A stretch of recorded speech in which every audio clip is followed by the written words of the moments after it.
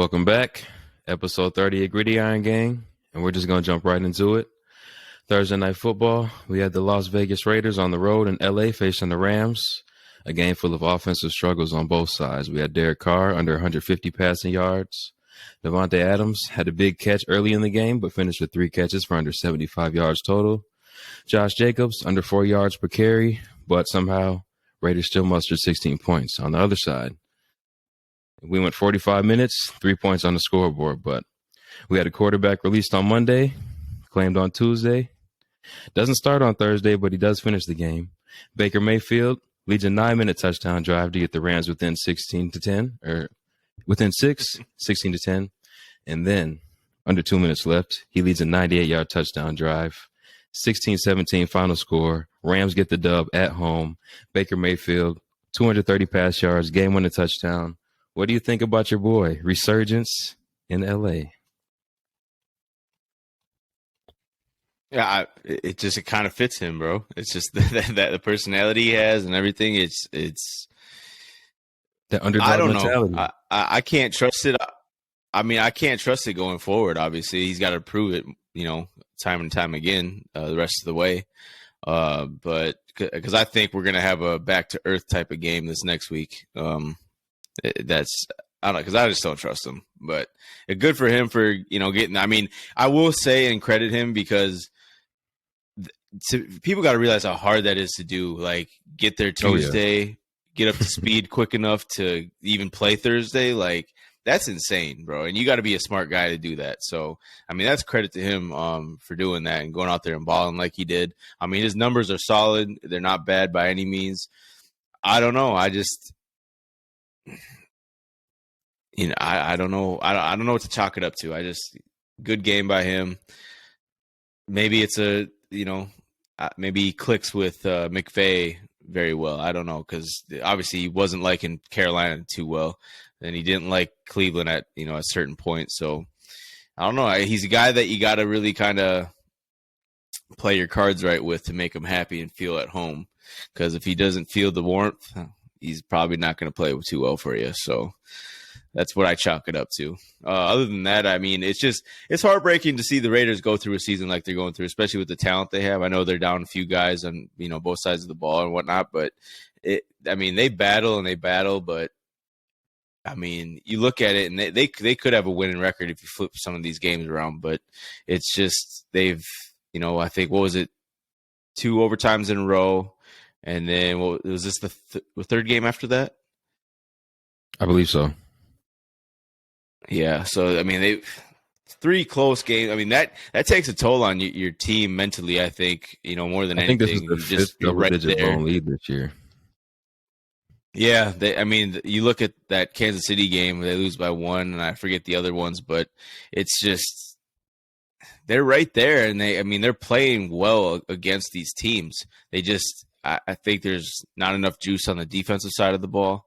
And, if they do have Waller for a full season, I think him and Davante pair nicely on the offense for Derek Carr. But and Josh Jacobs, having a great year. But it's tough to see a team, have a season like that when the roster construction says it should be a different, scenario record-wise. So, I don't know. You just chalk it up to, the first year with Josh McDaniels and his system and just getting familiar with everyone, but it'll be interesting to see if he does keep Derek Carr around, because I don't know if that's his guy or not for being a coach out there. But I don't know. But I mean, good comeback win for the Rams. But yeah, I think it's too little, too late, to even mention a sneaky playoff appearance. They're just not good enough. Yeah, they're cooked.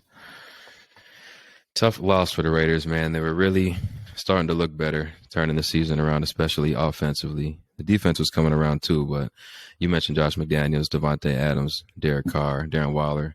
That would really be a nice little 3-headed monster with McDaniels leading the helm on that. This team, I don't know, man, they stalled out. You mentioned Carr may not be the guy. He hasn't seemed to be anybody's guy. Gruden's guy. Before that, he wasn't anybody's guy. Doesn't seem to be McDaniels' guy either. 16 points, I understand the injuries, but against a Rams team that's spiraling, you should be able to pull this one out, especially when you're up 16-3. You got to put your foot on your throat and put these guys down, man, for good. You bro. losing this game, you probably just lost your season as well. I mean, Yeah, I don't know mathematically what your chances are. I haven't seen that today, but you would have to imagine that it's a pretty steep hill to climb if you're going to get into that playoff spot. And I just don't think you guys have the pieces to do it at this moment. yeah, it's tough because I mean, I'll take Derek Carr over Baker Mayfield any day. And when you get outperformed by Baker, I mean, just look at the numbers. Derek Carr had a terrible day. Um, and the Rams defense is nothing to write home about. So to go out there and perform like that, nationally televised game, it's there's just no excuse. And that's I think you're looking at a team who just is very underperforming throughout the whole year. Moving on, we had Philadelphia at the New York Giants. Coming into the game, the Giants were winners of 1 in their last 5, including a tie to Washington last week, who they will also play again next week. In this game, a block punt led to a touchdown that put the score 21-7. But that's pretty much all the Giants had to show for this one. Philly dominated this one from start to finish. Final score 48-22. There's been a lot of talk, some Josh Allen talk, some Tua talk. I think the race right now for MVP is clearly Jalen Hurts and Patrick Mahomes. Nobody else is in that discussion for me right now. To almost put up 50 points on a team that hangs their head on defense, that's very impressive. And I understand they're struggling offensively. Daniel Jones got pulled. Tyrod Taylor came in the game late. Saquon Barkley hasn't been able to get it going. But this Philadelphia team almost looks unbeatable right now. And I know we said that about a couple teams in the season so far, Chiefs, Dolphins, Bills. But I don't know, man. To be clicking at this point in the season, this is exactly when you want to do it. They're well on their way to a first-round bye, 2 games ahead of the next team. So hats off to Philadelphia right now, man. Yeah, I mean, I said, at one point in the season, Hurts isn't in my MVP conversation just yet, but he is now, and he's damn near the front runner. So, I mean, when this offense is clicking, it's just pure effortless. I mean, it just rolls and glides, and it's a thing of beauty when you watch it for real. I mean, they got the playmakers on both sides of the ball. This team is loaded. They've kept relatively healthy. I think when you get Goddard back in there, it's going to be even scarier, which is that's a scary thing to think about. But he is one of their go-to guys. They've done very well without him. But just to add, it's like, gaining that extra piece back is going to be huge this point in the season. And I mean, to be fair, I don't think the Giants have enough playmakers to even keep pace with this type of team. But and they're starting to they've started off fast and strong to start the year. What were they at 6-1 at one point, and now we're we've been week to week now seeing them who they truly are. They're one dimensional. They can play very good defense, but yet they struggle and they're not consistent enough. And when you play a team like this or the Cowboys, it's not gonna, you're not gonna fare well. Especially with Daniel Jones at quarterback, he can't really pull your team together, let alone your offense together to put a dent in the game and keep pace. It is what it is. But with Jalen Hurts playing the way he is, and I mean, there's nothing exciting about the running game, but they have the pieces there where they do have a solid running game. Their offensive line is one of the best in the NFL. And then you just add in the playmakers like Goddard, A.J. Brown, Devontae Smith. I mean, I know they have a couple other guys too who contribute, but those 3 guys on the outside, it's just like, I mean, come on, dude. We were asking this offseason for Jalen Hurts to, got to show us something this year, and there's no more excuses. And, well, he's put that all to bed. I mean, he's solidified himself as, one of the top quarterbacks in this league going forward. And even though I'm not a Eagles fan, I don't really like them much, you got to give them props. They're playing very well. It's a great team. And, I mean, I would love to see, even though Purdy's the quarterback now, I'd still love to see a Eagles 49ers NFC championship. That'll be fun. Those like the 2 best teams by far in the NFC. You mentioned Jalen Hurts. His numbers weren't crazy. I think he was 21 to 31, a little over 200 yards, 2 touchdowns. But he did have 77 on the ground, and he's not turning the ball over in the air. He's not fumbling it, putting it on the turf either. So if he's able to be this efficient and this productive with Miles Sanders rushing for 144 yards, that might be a little bit of an anomaly. He is a good, effective back, and this offensive line is good. This rushing attack is very effective, but 144 is kind of crazy. But they were able to get anything they wanted against this Giants defense, and if they're able to keep this kind of formula going forward, they're going to be a tough out even for that San Francisco D. Oh, for sure. And the thing I love about the Eagles, especially, with Jalen Hurts being the quarterback, is just, I mean, his running game sets him apart where he doesn't need to do a whole lot in the passing game, and it doesn't need to fall on his arm. Like, it just, he's so effective in taking off and running the ball that he's not going to have, most weeks he's not going to have probably big, gaudy passing numbers, but he sees and reads the field so well that it's just, that's a huge, upper hand when it comes to playing against, better defenses. And when he's going up against quarterbacks like Patrick Mahomes or whatnot, like he can keep pace with, that type of quarterback because of just how well he sees the field. Like you said, he doesn't turn the ball over, but I mean, when a quarterback can really truly see the whole field, it does wonders for your offense. Yes, indeed. Moving on, we'll stay in the Northeast. We had the Jets on the road at Buffalo. A game where in its first 10 possessions, we saw 10 punts, but a touchdown with 26 seconds left. Josh Allen to Dawson Knox, had the Bills up 7-0. Not a lot to talk about in this one. Jets did have a chance late. Mike White was in and out of this lineup, bruised ribs, banged up body, but he finished out this game. Had a chance late against Buffalo, wasn't able to capitalize, and Buffalo gets out of this one 20-12, winning at home. Staying atop of the AFC for now, but from what this team looks like now, comparing it to what they looked like at the beginning of the season, I would say there's a lot of questions around this Bills team. I agree. I've been saying that for a few weeks now. It is what it is. I mean, I was saying, watching the games yesterday, I'm just like, I was talking shit because I'm like, bro, I know fucking football. Like, my eyes do not lie. Like, what I see is what I see. Like, they don't lie to me. Like, most of the time I'm right about what I see, bro. And I'll admit when I'm wrong, but I've been saying they have question marks. They don't look. I mean, that first game of the season we watched against the Rams, at this point we could chalk it up to the Rams are just a bad team, and the Bills took advantage of them. So that's what we could chalk it up to now. But at the start of the season, when you're first watching it, you're like, damn, this Bills team, bro. I mean, they might be the best of the best, but I don't think that's the case. We're seeing the offense is continuously having struggles, week to week now. They're not consistent. I mean, you got to give credit to that defense for New York Jets. I mean, those D-backs smothered the wide receivers all game long. They gave them fits just like the first time they played them, but that Robert Saleh-led Jets team, there'll be something going forward, and especially with that defense he's got rolling. I just think they're going to be a top AFC team here soon, and we're just getting a glimpse now. But with the Bills, I don't know, man. If it's going to come down to Kansas City and Buffalo in the playoffs, which I don't even know if it could be the Bengals. I don't know, but I wouldn't put my money on Kansas City losing twice to the Bills this year.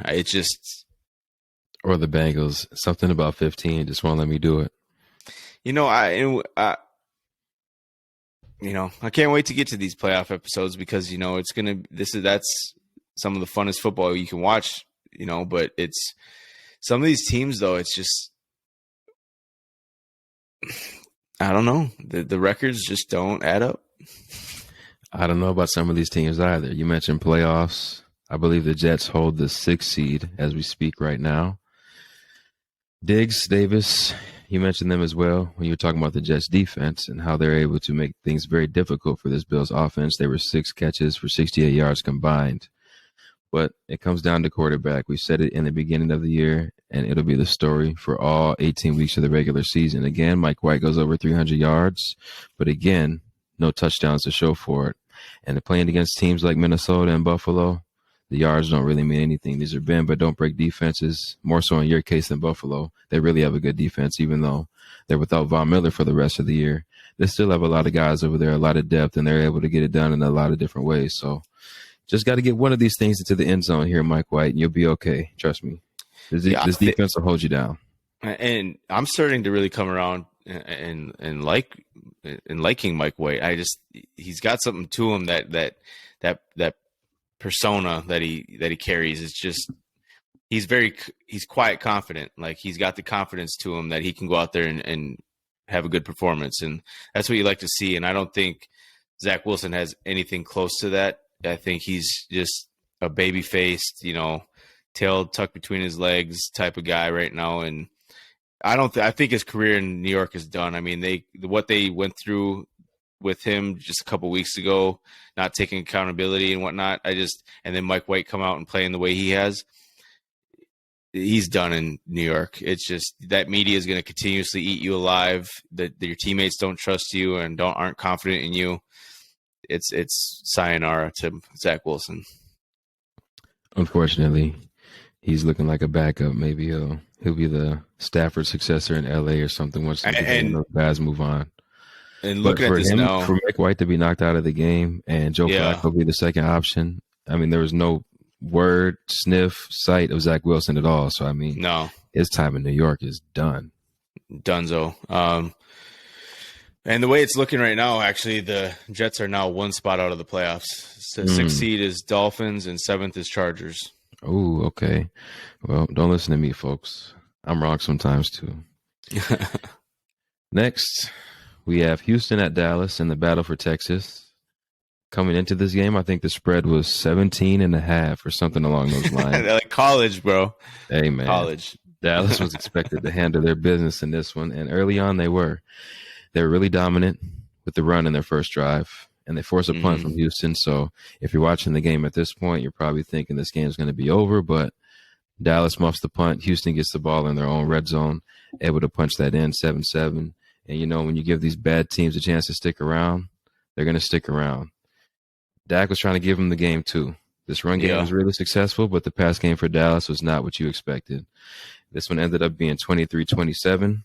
A stop from Dallas on the goal line. Houston wasn't able to turn in one of those Dak turnovers, and Dallas was just too talented ultimately at the end of this game to let it go. But a real scare for these Cowboys, barely getting out of here against the worst team in the NFL. Yeah, bro. I mean, I think it was after the first week of the season when Dak went down and I said they're cooked. Shame on me for jumping the gun. But I still think they're not going on a Super Bowl run. This team is not built for it. They're just, they so badly wanted to sign OBJ. He straight up said that he's not ready. The physical came back. He's not ready. Won't be ready till mid-January. By that time, you're in playoffs. You won't have chemistry. But then they go out today and they sign T.Y. Hilton. If that is not, I don't want to dog T.Y. because he's had a great career and but he's up there in age. He hasn't done much the past couple of years. That's simply to me just a big reach for another playmaker. And I think they are truly worried about their pass game because they can't rely on Zeke and Pollard to win you a game consistently in the playoffs. It just won't happen. That defense will put up a fight because they're one of the best defenses. But at the end of the day, when you go up against the Eagles or the Niners, who are built so well on offense, they'll find ways to beat you. So, and I just don't have faith in this Cowboys team at all. The rushing attack is really good. The defense is solid. This was 2017 at halftime. Houston was up. But that wasn't because the defense was really getting torched. It was because Dallas and Dak was putting this team in bad positions with turnovers. Again, late in the game, Dak fumbles inside of his own 25, and they get the ball inside their own 15 or something like that, and the defense holds, doesn't give up a touchdown there. So I think that defense will be able to carry this team fairly far if Dak can get his head out of his ass. This is one of those guys we don't trust. It's very telling when Dak Prescott, he was 6 of 14 passing for 148 yards and an interception on passes of 10-plus air yards this week. He has 5 touchdowns and 8 interceptions on such passes this season. That's terrible. He did fumble, give Houston a chance to take the lead, but on his next drive, he did go 5 of 6, where his only drop was, or his only incompletion was a drop by Gallup in the end zone. So he did bounce back and lead a game-winning drive, but he needs to be more consistent. And what you just mentioned is something that won't get you by in the playoffs. No, Not at all. and the fact is Jalen Hurts is a much better quarterback than Dak, and he will go toe to toe with Dak, no problem. He proved that already this when they played before this Is, prior in the season. But is he better or is he more trustworthy? I think both. I mean, Jalen Hurts has really proved it this year. There's a reason why he's in the MVP race conversation and Dak is not. Granted, Dak was out because of injury, but at the same time, Dak is not an MVP type of quarterback. even I think even Cowboy fans can agree with that. No, he's not. He's similar to your quarterback where if all 5 of my linemen aren't healthy and my 3 receivers aren't there, my tight end, Yep. I mean, he needs everything to go right. If something's not in order, he falls out of place. So I don't know. I just don't trust quarterbacks like that. You're not going to have all your guys when it comes to playoff time. You don't have all your guys now. So No. And I that with a combination of McCarthy obviously scares me about this Dallas team. Jerry Jones as well.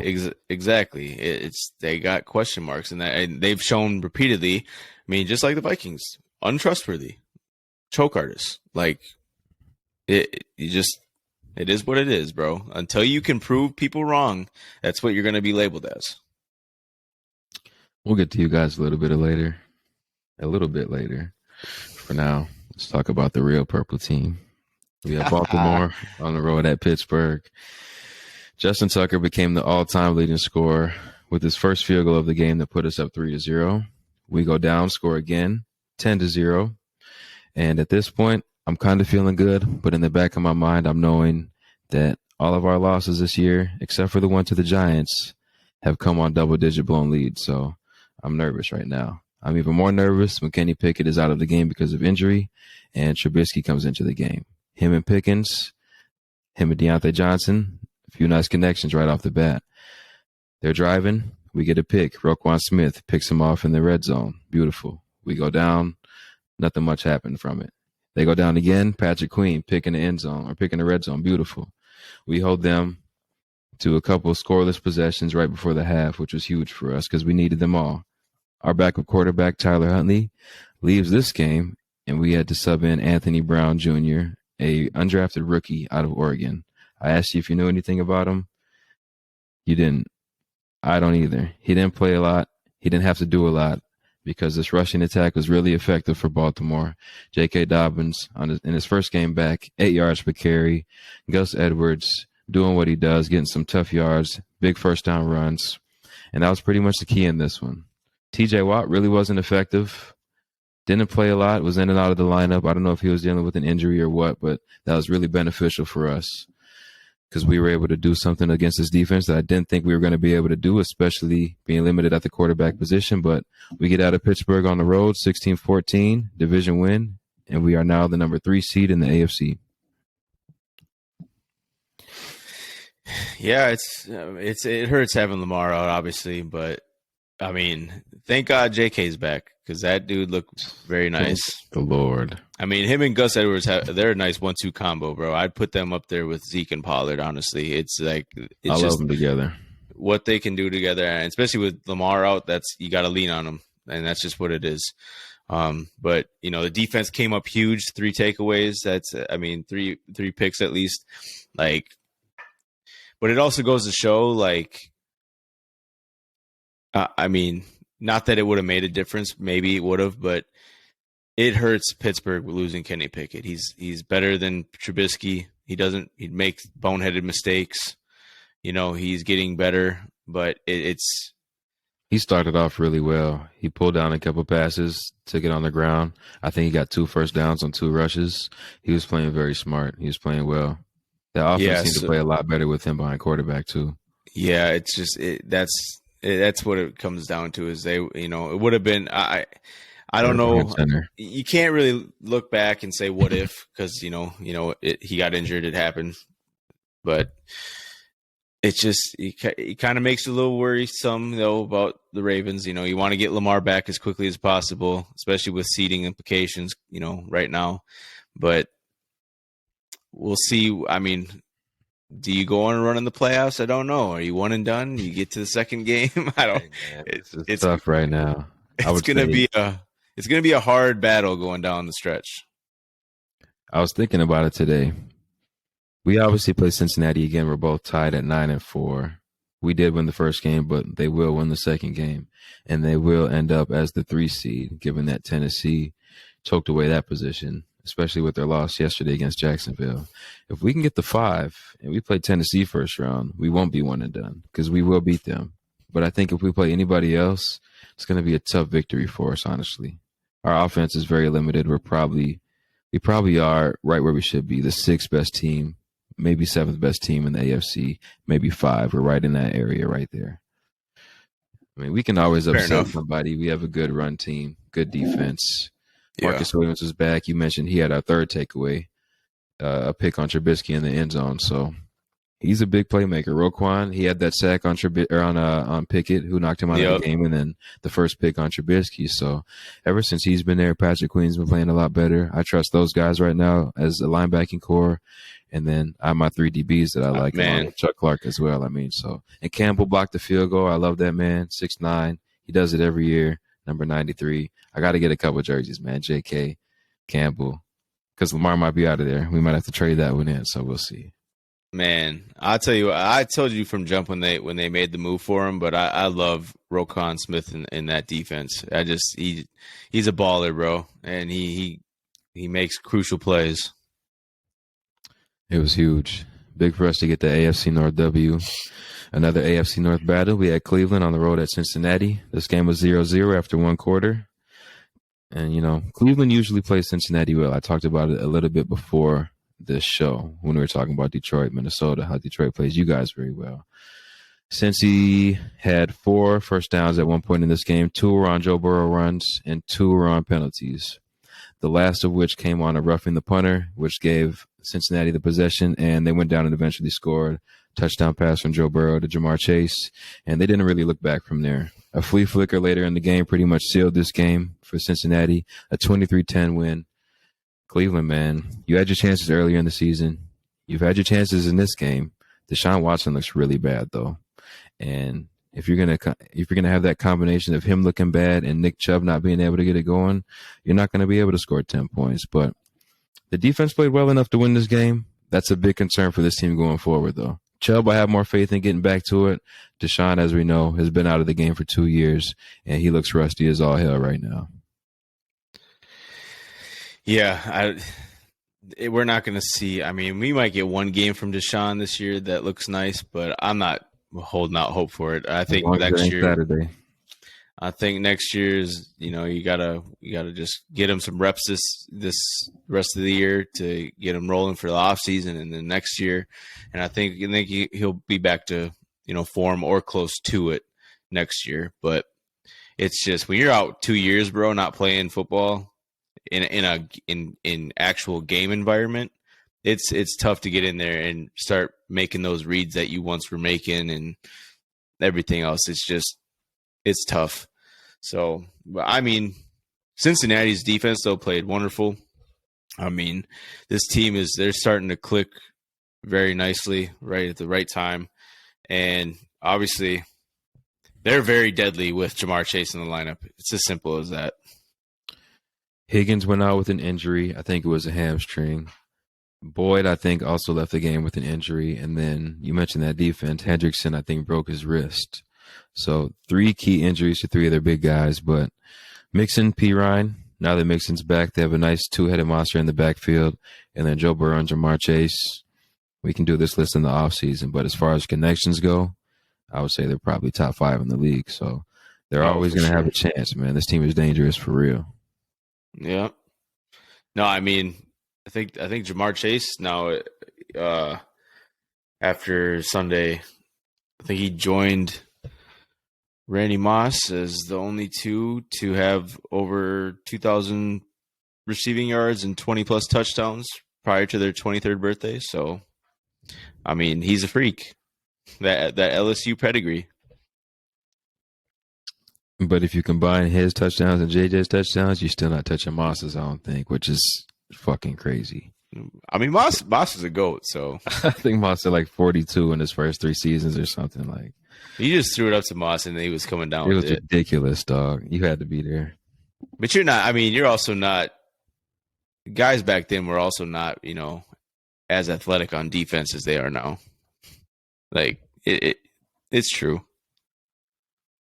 Maybe not athletic, but that straight line speed they still had. But oh no, I mean, maybe being able to turn those hips was an issue. No one was touching Moss in breakaway speed. Like not like he was a freak, especially during his time in the league. Like, but what I'm saying is like just how like the training and everything else has progressed since then, and a lot of these athletes are much better off than what they were back then. Like it's just the short distance to long distance speed is just it's a lot different now. I mean, I'm not saying like that's not trying to knock Moss in any sort of way, because that dude's a GOAT for real, but it's the way they played defense back then also was. You taking Moss's stride, or you taking Tyreek Hill? I'm taking Moss, bro. Tyreek is freaky fast. He takes a second to get going, but when he's going, but like catching that motherfucker.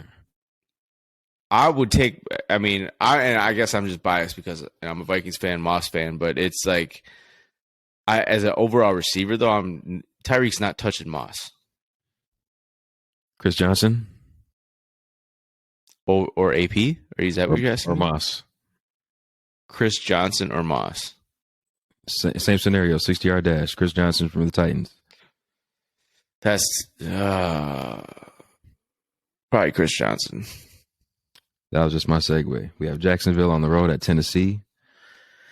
The key to this game wasn't to stop Chris Johnson; it was to stop Derrick Henry. And after the first quarter, Derrick Henry had 96 rush yards.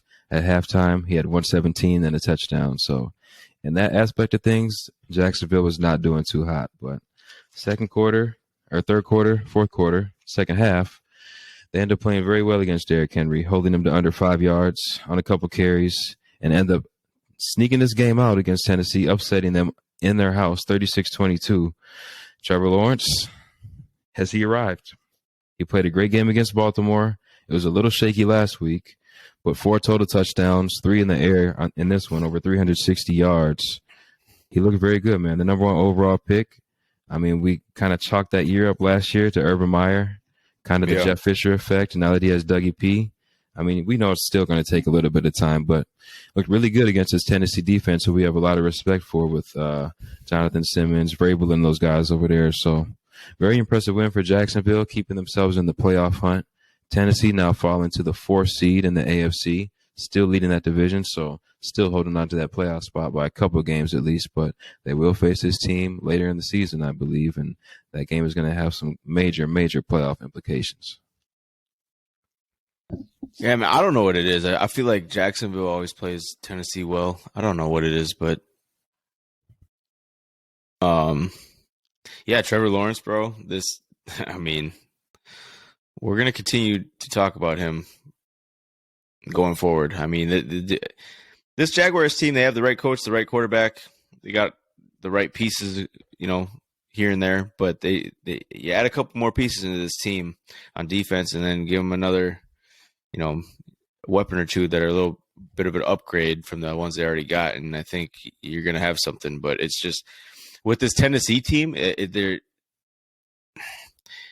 it's not Derrick Henry, everything else is so like almost putrid. It's bad. Was tough. Yeah, no Traylon Burks this game either. Derrick Henry was the whole offense, and he did fumble the ball twice. Those 2 fumbles were recovered by Jacksonville, and that turned into 14 points, which was the difference in this game. So he doesn't do that. Tennessee probably ends up winning this game, but Jacksonville was one of the few teams who was able to capitalize off those turnovers this week, and they did it in a big way, putting up 36. So that was impressive.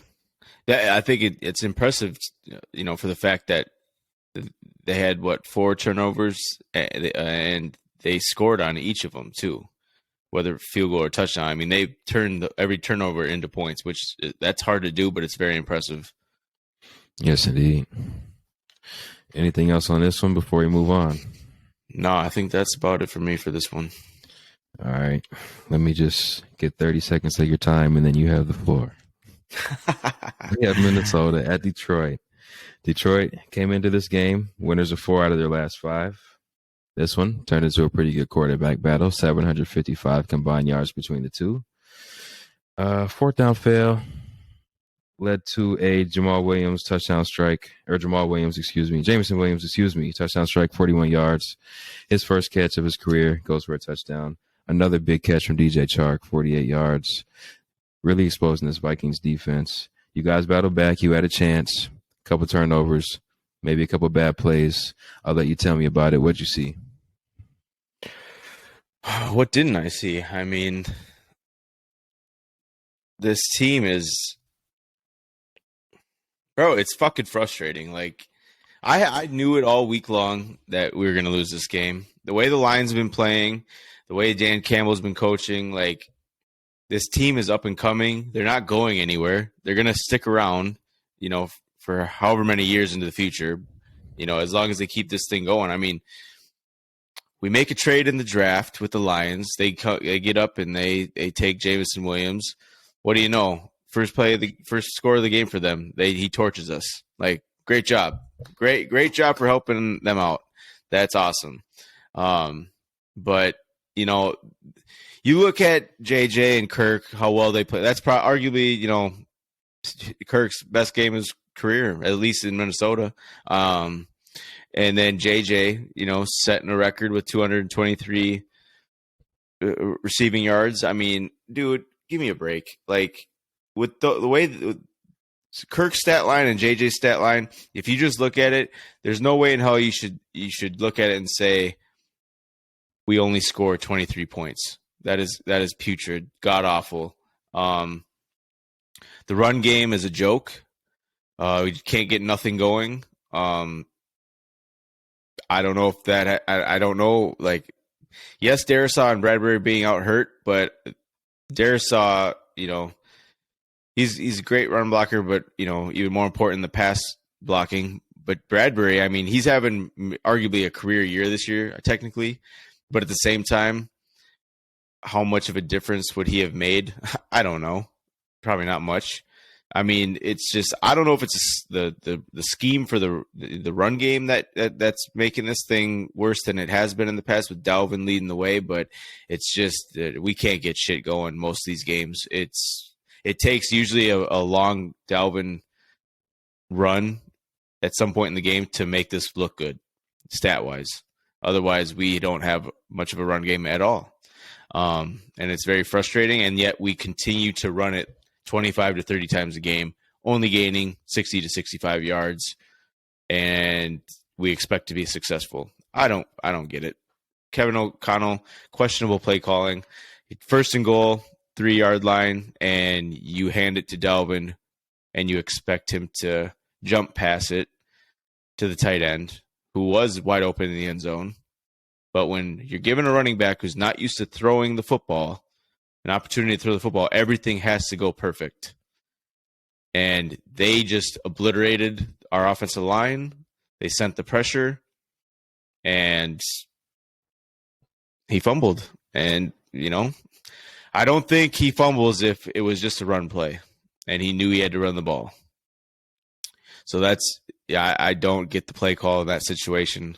I don't. It's one of the worst play calls I've seen. And then defensively, bro. A lot of that this year, bro. We do the same bullshit. 4th and 1, want to run motion, and the quarterback's fumbling the snap and all types of bullshit. Run jet sweep fakes and I don't like it, bro. Just line up and run up the middle. Quit with all the cute shit. It's not a lot of space, man. And then, I mean, the worst of it all is our fucking defense. Ed Donatel has got to be the worst defensive coordinator I've ever witnessed. Like, there's no adjustments ever. No adjustments. He just sends everyone out there. Same scheme. Let's line up the exact same way every fucking play, and let's expect a different result. I said yesterday, I've been saying this all season long about this defense, but yet we are literally doing the definition of insanity. The same thing over and over again, expecting different results. What the fuck is that, bro? You're getting paid millions of dollars to fucking win football games to get to the Super Bowl and win the Super Bowl. That's the ultimate goal. And as a coach, I can't fathom and understand what the fuck is going through your head to see what everyone in the world is seeing. But you don't change. What is it? Just these old time fucking football coaches that get in their own ways and just they can't figure it out? I mean, this is I mean, there's got to be a fucking age limit for some of these coaches because this is not old school football anymore. We do not support ageism on this program. Bro, like something's got to give, dude. I get the fact that it's way too late in the season to actually probably fire him or get a whole new scheme in there. But O'Connell better be going in this week, hopefully today or on the plane last night, saying, Ed, get your head out of your fucking ass. We're going to the chalkboard this week, and we're drawing some shit up because this shit is not working. I'm the head coach, and you will do what I tell you to do. Because we're trying to be successful, and it's your fucking defense who is costing us game after game after game after game. This team is a fucking full-on pretender, bro. I'm a diehard Vikings till the day I die. I bleed purple, but goddamn, dude, I cannot come on here and truthfully say to you, we have a shot at the Super Bowl. We have a shot to beat Philly. We have a shot to beat Dallas. We have a shot to beat the 49ers. Give me a fucking break, dude. I barely want to see the Giants or the Commanders or the fucking Lions in the playoffs first round. Like our best shot at the first round win is probably playing someone like the Seahawks who has just as bad of his defense as we do. Fair point.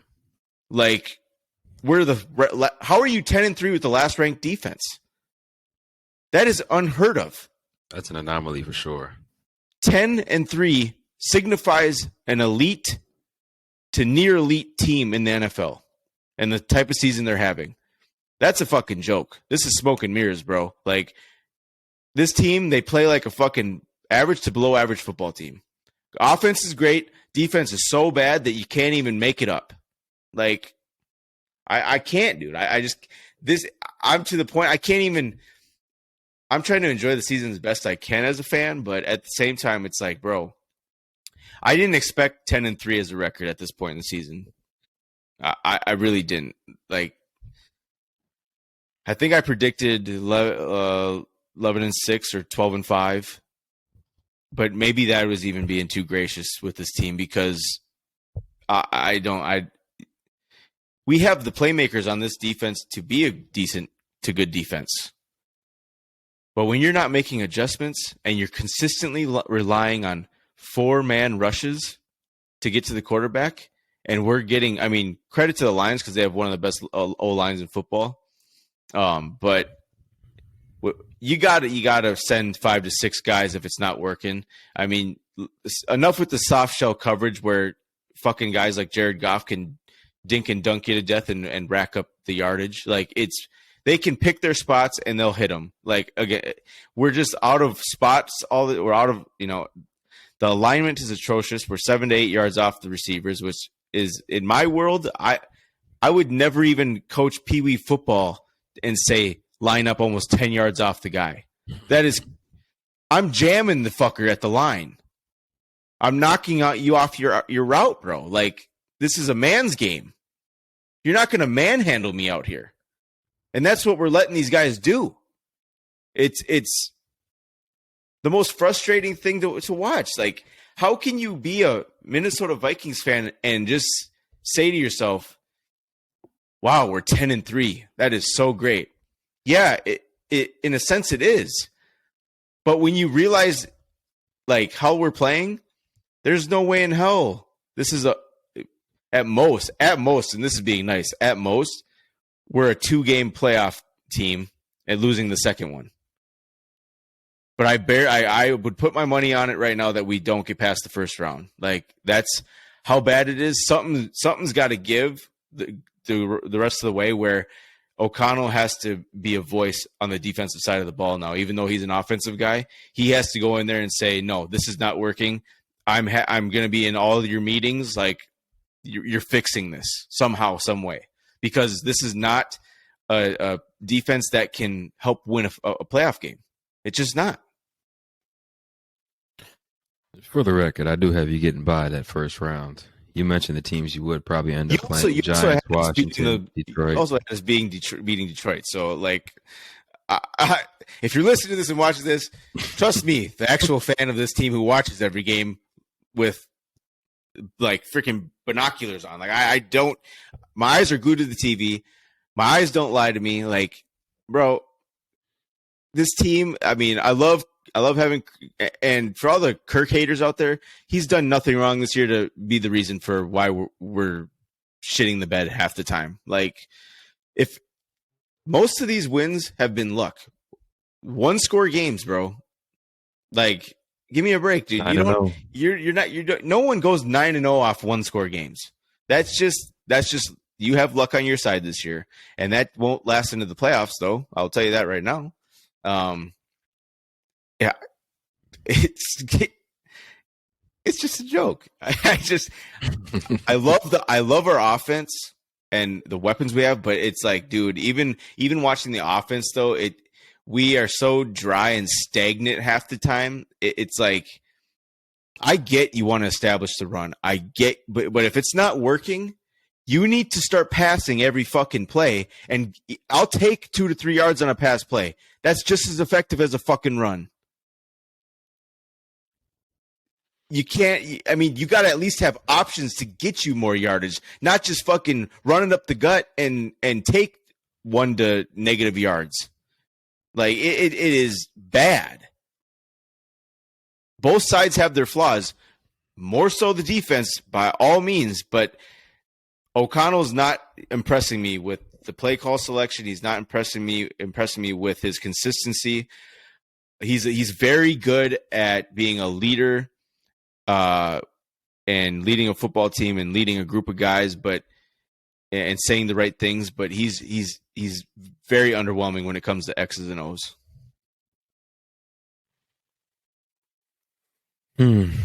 I guess from afar, I would have more confidence than a fan who watches very closely. But if you're just talking about the playoff teams and who you'd play that first round, X out Detroit, you don't feel like you have confidence in stopping a mediocre Giants or Washington offense, even though your defense is currently ranked 32nd? I don't, because our offense is yet to show that we can score on every drive. We can't get the ball back, and I can't say to you, like, yes, we're going to go down and score here at least 3 points. That's a fair point. Like, we haven't shown that all year. And with a defense like this, you need to have that offense that you can count on to go score right away. And we don't have that. We don't have that Patrick Mahomes offense. We don't have that Josh Allen offense. Like, we don't have that Eagles offense. With this defense right now, Daniel Jones will have the best game of the year for himself against us. That's a fact. If we see Taylor Heineke again, he will have a better game against us. We barely got by them. Jared Goff and the Lions, they have our number. We've squeaked by them a couple times the past couple of years, but they beat us at Ford Field last year. They beat us again there this year. They have our number. I mean, we're going to see a whole different type of game against the Packers this time than the first time with the way our defense is. Our Rodgers will shred this defense, no matter who his pass catchers are. If Justin Fields plays, we ain't going to stop him from running the ball. He's going to rack up all the yardage against us. Like, it will not surprise me if my 12-6 record comes to fruition. Like, we have a chance to do that with this defense. Like, this is at the point, like, this is the game yesterday where it can haunt your season. And that's a fair point. And it's because the team is starting to feel it now. All eyes, national media, all fans watching every game, like, they've been seeing this week in and week out. You have yet to change because we've been squeaking by with wins. But now that we've lost, since that Dallas loss and now this Detroit loss, we're showing everyone we are so beatable, it's not even funny. We are not a team to be afraid of. Offense, yes, you got to worry about JJ. But what else? Hawkinson's been a letdown. I mean, dropped a fucking easy pass yesterday. We don't get Thielen involved enough. We don't get KJ involved enough. It's just Kirk and JJ leading the way. So if you can take JJ away, we are toast. Which we have seen a couple of times this year. Seen a couple 3 for 45s or 7 for 50s from JJ. And you guys, that's my thing with you guys over the past few years. That first scripted drive, you always look like a top 5 offense, but you stall after that more times than not. And right now, you're in a real position to make some noise. So it's really time to kick it in gear on both sides of the ball. I mean, offense is really going to have to carry your team. It really is, bro. And we got the next 2 weeks we play on Saturday. I'm nervous about Indy because they're not a team to take lightly, even though they're one of the more poorer teams. But I mean, shit, they have nothing to lose, so they can go out there and give it to us. Like Matt Ryan can play his best game of the year. It's not unthinkable. Like we can lose to Indianapolis, and then coming off a bye. And then you get Christmas Eve, the Giants. That's not going to be an easy fucking game. Then you end with the Packers and Bears. Like we could lose all these games and be 10-7. It's on the table. Like let's slow our roll, bro. Like with all these Vikings fans, like I'm just as big of a fan as you, if not more. But it's like, let's be realistic about your own team. Like being a diehard and loving your team so much and having confidence and looking on the bright side, that's what's killed this franchise for as many years as, we've been down and choking on every key game. Like enough's enough. It's time to get into reality, come back down to earth, be realistic about what you see from this team week in and week out. Don't let this shit slide. Like, don't let them get away with being like okay with this. Like, complain, agree with national media. Like, it is a joke, dude. Like that. Like Mina Kimes on ESPN, she said the Vikings defense did exactly what I do during the holidays. I sit back and I watch people cook. That's exactly what we did. I think this is your 5th game of giving up 400 plus yards, which is in a a row. franchise record. In a row. Yep. In a That's row. that's unheard of. Like franchise record, bro. Donatel should be ashamed. And if I was him, I would look myself in the mirror and say, what's the best for this team? I might have to give up play calling. Like, and I would. You're making millions, bro. Get your fucking ego out of here. Like, you're not producing results as a coach. It is what it is. Like, and that's just how it is what it is, bro. I'm going to end on that because this team fucking infuriates me. I love them to death, and I love when we win. But when we lose like this and in the fashion that we lose, I mean, we got blown out 2 times, and now this time we lose 11 to the Detroit Lions, and it didn't even feel that close. So in your eyes, you're going to be fighting with San Francisco to battle out this 2 seed. We'll take it there right now, where they hosted the Tampa Bay Buccaneers.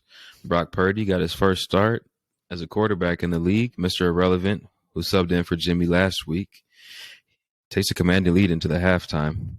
Goes 28-0 up on Tampa Bay and these Buccaneers. But Tom does get a score in the second half. I guess you want to say that can make it respectable, but this game was over quick, fast, and in a hurry. A big touchdown negated by a penalty from Brady to Mike Evans. Pretty much everything that this Buccaneers offense had to offer that last night against the San Francisco defense. They showed you why they're number one. They were flying around everywhere. They picked off Brady a couple times.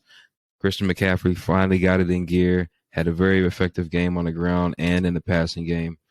Brock Purdy did all his damage early, didn't really have any numbers in the second half. I guess the biggest thing to take away from this game outside the victory is Deebo Samuel left with a high ankle sprain, but it seems that he will be back before the end of the regular season, so nothing to really worry about if you're a San Francisco fan.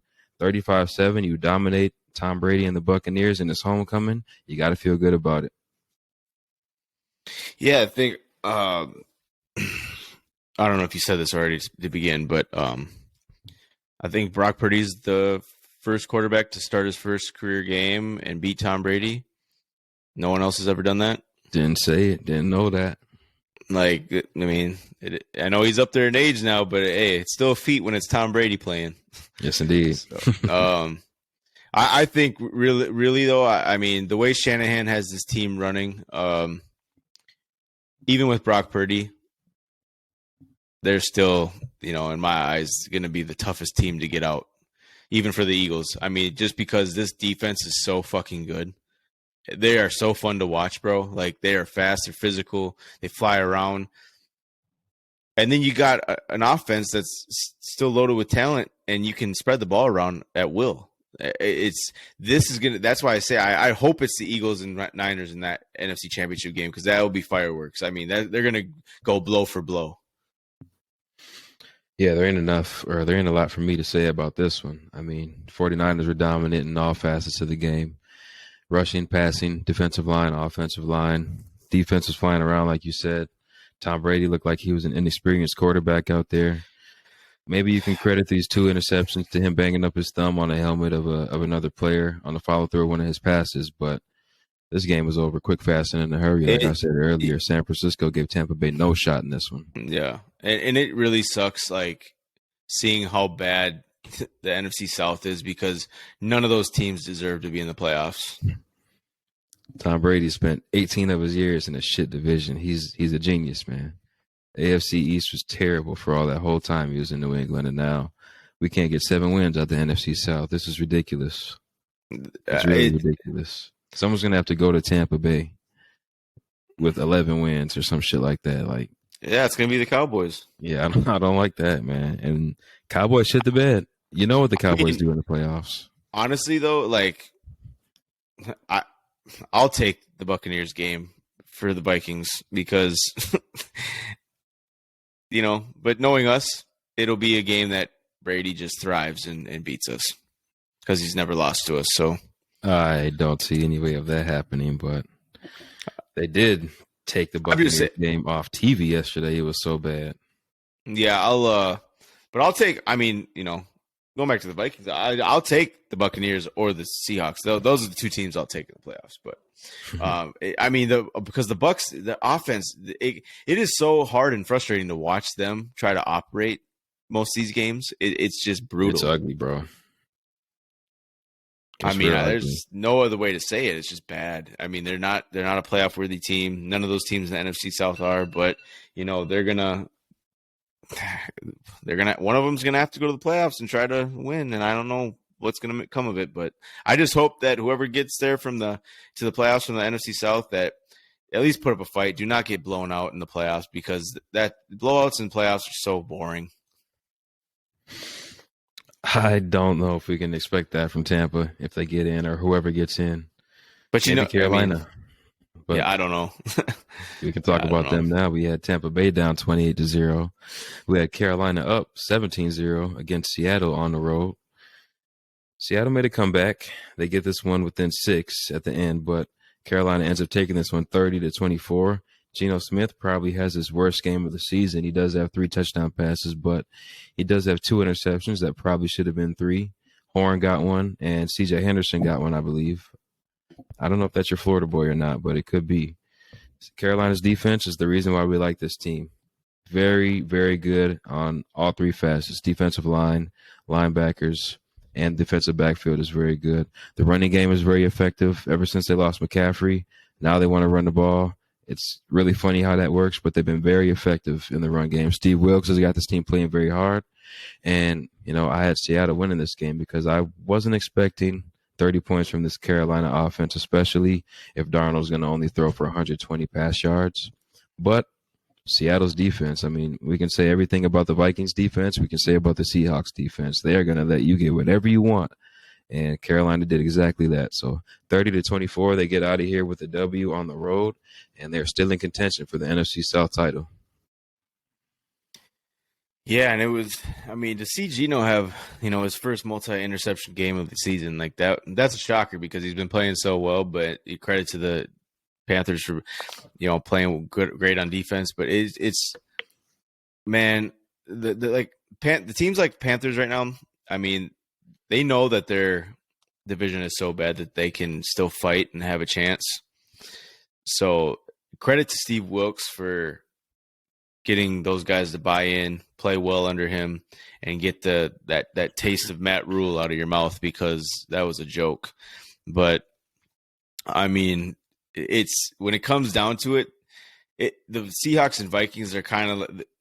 It's always been this weird connection between the two teams. Like they're the Vikings of the West Coast. Like, you know, they'll take our players, we'll take theirs, whatever, you know, and then like this year, it's just our defense is so bad, but we have so many playmakers on offense that we can score. But it's just we'll give you what you want when we're on defense, and it's that type of shit is so frustrating to watch, man. And I don't know, man. It's at this point, I think it's going to be tough for the Seahawks to find their way back into that last spot. Yeah, with this loss, they did fall out of playoff contention. They are on the outside looking in right now. They are the 8th seed. So a very crucial loss for this team to lose against an inferior Carolina Panthers team who's dealing with, I don't know, their third quarterback now on the season and their second coach. So for a team that started pretty hot and was an unexpected success story to start the season off, Seattle's really spiraling right now at the wrong time. Yeah, no, it's bad, bro. You hate to see they started so well this season. It sucks to see them kind of spiraling a little bit, but we kind of called it though. Penny went out. We kind of figured that would happen, and then luckily they had K9, who was a potential offensive rookie of the year candidate, but he goes down too. And without this rushing attack, you mentioned it a couple weeks ago, this offense is really pedestrian. I mean, Geno's going to have his moments. And he still makes a lot of big throws, good throws, but they just become one dimensional, and the defense isn't good enough to hold them down. So they end up losing games like that. Yep. Next, we have KC at Denver. We mentioned Tampa Bay fell down 28-0. Seattle fell down 17-0. Denver was down 27-0. But 2 late touchdowns at the end of the first half from Russell Wilson to Jerry Jeudy cut it from 20-7-0 to 27-14. Another touchdown in the second half made this one 27-21, and we really had a game on our hands. Russell Wilson leaves this game, concussion-like symptoms, I believe it was. Patrick Mahomes does a little bit of magic, just what he needs to do. Kansas City gets out of here. 1-score game. They only win this one by a touchdown after being up 4, but the name of the game is W's. I think for Kansas City to be able to show, especially after a loss last week, that they can score against this Denver defense, who's been able to, I mean, pretty much hold everybody under their season averages. I think that's very encouraging for this team.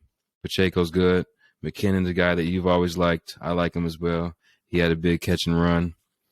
Mahomes, 3 turnovers, 3 picks, but still over 300 yards and 3 touchdowns. So you can only do so much to keep this guy down. He's going to find a way at the end.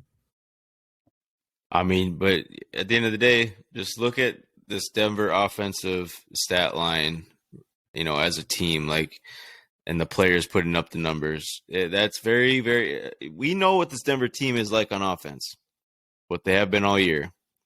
They're not just going to change overnight. That's a scary thought about this Chiefs defense. They need to get it together and get it together quickly, because they are not going to, they're going to hurt their offense in the playoffs more than anything at this rate. And that's kind of the theme of this podcast today, is just defenses letting your offense down. I mean, Vikings, Seahawks, now the Chiefs. The defense, you know, we always say the defense wins championships, but they also cost you championships. And I don't want this defense to bite Patrick Mahomes in the ass, because it's looking like it could. And it's going to be a big letdown.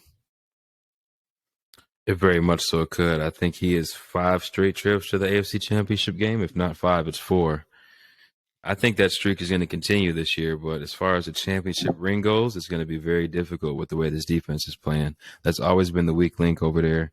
They've tried to reassure some of those spots over the past few seasons with Tyrann Mathieu and shit like that, but he's not over there anymore. The secondary isn't great, as we saw yesterday. Giving up 27 to Denver is what's worse than unacceptable, because that's what it was. It's terrible.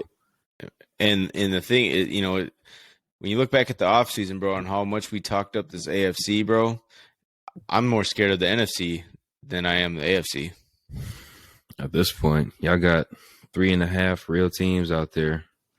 AFC probably has 2.5 right now. So yeah, I could agree with that. Preseason AFC had 6-7 heavy hitters. And Oh like, man, it was gonna be ugly. yeah, it was gonna be a fucking season to remember with that AFC side. We'll finish off with the AFC side. We had Miami on the road at Los Angeles for Sunday Night Football.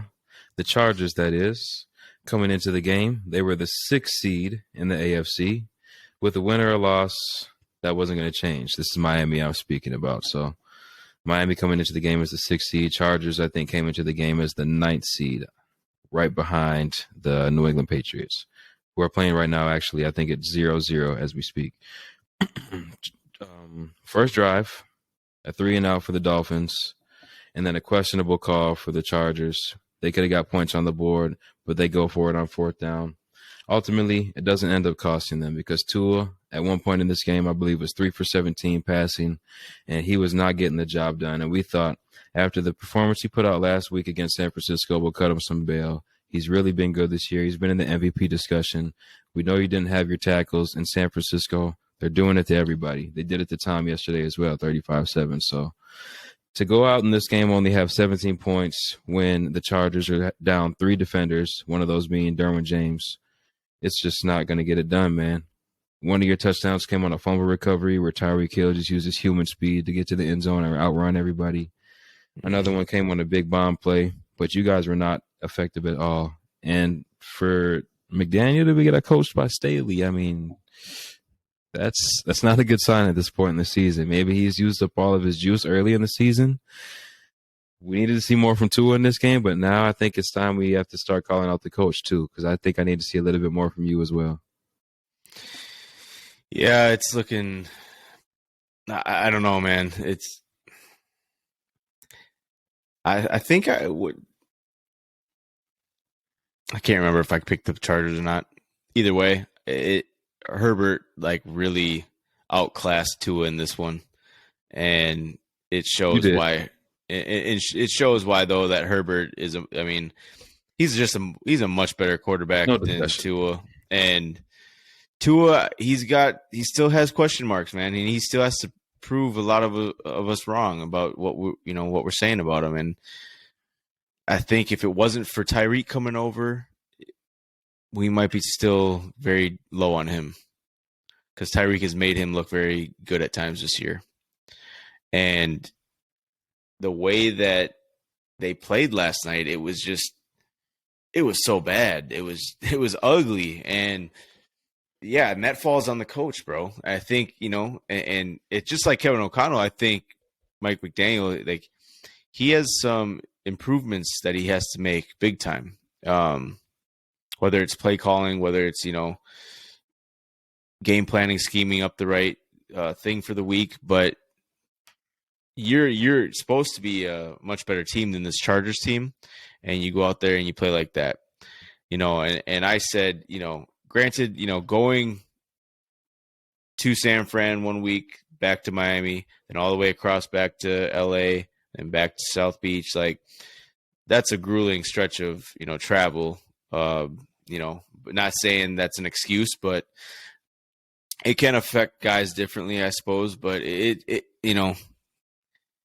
bro, when you look at a stat like this, Tua was 3 of 13 for 14 yards on passes with 2.5 seconds or more to throw.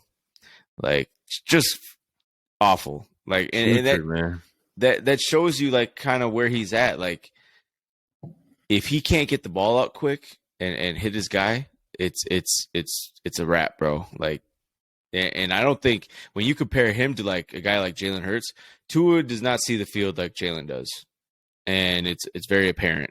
And a guy like Tyreek can only take you so far as a quarterback before you hit that wall and before you hit your growth with a guy like that. I mean, this dude's got to go back to the drawing board this offseason when he's training and connect with Waddle and Hill and I mean, he's got to improve vastly as a quarterback because I mean, even just the throwing motion, just everything, it looks clunky watching him, and that's all I can say about that. But hats off to the Chargers for coming out and beating a good team, I guess if you want to call them that record wise. But I think the big thing was you get a healthy Mike Williams back, and now you got Keenan Allen playing again. Herbert looks so much different with both those guys in the lineup, and I think they could really, solidify their playoff spot, going forward. They can make some noise. He looks a little healthier too, Herbert, that is. So having your two weapons back is obviously a big factor. Carter, number 5, the receiver that the Chargers have, he has played well this season. He stepped up big. He hasn't been the number 1, but he's been there and made some big plays when Herbert's needed him. Big win for the Chargers. Like I said, coming into the week, they were tied with the Patriots, tied at 6-6 in the AFC. So Patriots down right now as we speak, 3-0 to the Cardinals. This game obviously has big playoff implications. Big win for the Chargers to be the AFC team as well. So they double up in that aspect. Miami, I think we have to start looking at them as maybe a potential team that's going to sneak out of the playoffs. I think their next 4 games, they're at the Bills, home for the Packers, at the Patriots, and then home for the Jets. So 3 of those teams are going to be in the playoffs, or at least right there at the end of the season. And the other one, you have a transcendent quarterback who's really starting to click with his offense right now. So Miami has a little bit of time to figure it out, not a lot of time at all. And they're going to have to do it quickly for sure if they're going to look to get into this playoff race. Yeah, I mean, these last 4 or 5 weeks of the season is always when bad teams come out and beat the brakes off of good teams, and it just happens. I don't know why, but they love playing that upset role and ruining playoff seeding and ruining, knocking people out of the playoffs. I mean, that's what these bad teams, that's what these guys go out there and try to do. They don't want to see you succeed. They want to better themselves, but they also want to play that kind of villain role and really messing your season up. We almost saw it in Houston or in Dallas. Yep. For me, though, that's it. Second quarter just started in this game. I'm going to go ahead and tune in a little bit before I got to catch some Z's. You got anything else for the people? I think I'm good, man. Until next, well, we got one tomorrow, but I mean, recap wise, until next week, because I need a week recovery after this Lions game. Hey, show the folks your hoodie real quick, man. Hey, bro, if that don't say what the Vikings are, I don't know what does.